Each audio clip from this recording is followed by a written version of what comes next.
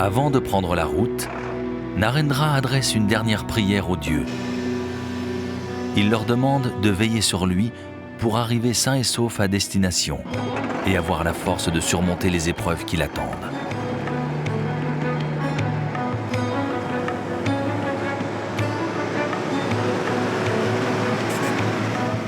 La route entre Manali et Leh se trouve à l'extrême nord du sous-continent indien.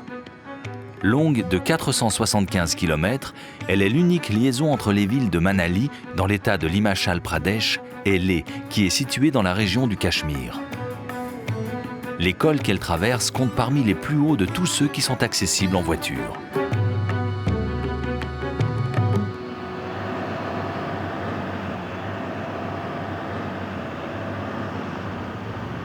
Peu après Manali, la route s'élève rapidement pour rejoindre le premier col.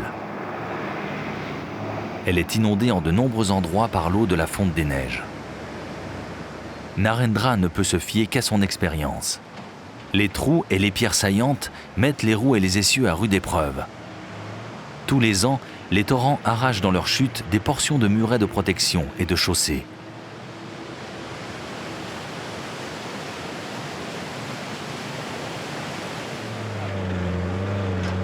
Un autre obstacle guette à quelques kilomètres. La route s'est transformée en piste boueuse. Tout le monde essaie de s'en sortir tant bien que mal. Après des mois sans pouvoir sortir de chez eux, certains veulent enfin aller en ville, rendre visite à leur famille ou partir simplement à l'aventure dans la montagne.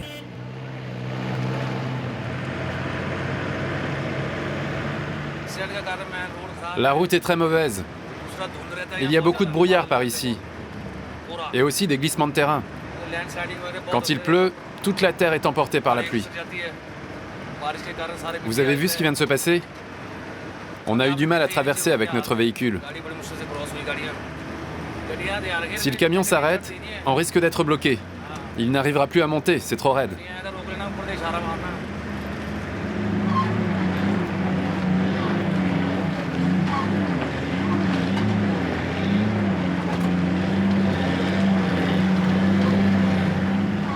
Ramesh est l'apprenti de Narendra. Il lui sert d'aide et de guide pour veiller à ce que le camion ne s'engage pas dans de mauvaises passes. Accompagné de ses deux assistants, Keher Singh suit le camion de Narendra.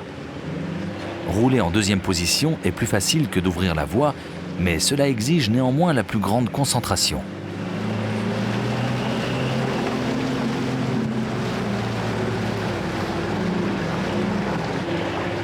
Les routiers font avancer leurs poids lourds au ras du ravin.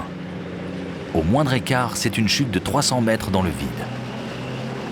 Leur grande angoisse est que quelqu'un arrive en face. Des glaciers se sont formés des deux côtés de la route. Il y a pas mal de circulation ici. On est sans arrêt sur la corde raide. Le camion, on ne sait jamais s'il va résister ou tomber en panne. Qui sait ce qui peut se passer ?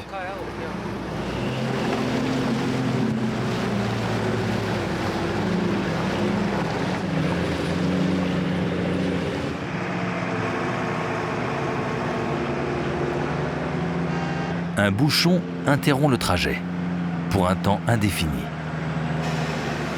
Personne ne sait quand la circulation va reprendre, ni pourquoi les véhicules n'avancent plus. Chaque retard fait monter la pression qui pèse sur les camionneurs. Les clients attendent leurs marchandises et la route est encore longue. Qui plus est, Narendra et Keher Singh préfèrent passer le col le plus vite possible, car l'altitude est difficile à supporter. On est presque à 4000 mètres d'altitude, pas loin du col de Rotangla. C'est difficile de respirer ici. Si on reste coincé quelques jours dans ces conditions, ça devient problématique. Tant que le camion roule, on ne sent rien. Mais dès qu'il s'arrête, on a du mal à respirer.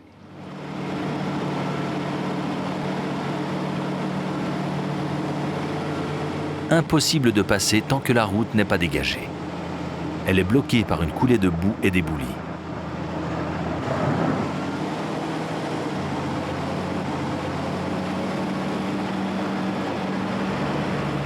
Des centaines de personnes attendent depuis des heures que les pelleteuses rouvrent le passage. Plusieurs équipes d'entretien des routes sont stationnées le long du parcours. Les hommes sont rodés, y compris à déblayer de gros blocs de roche.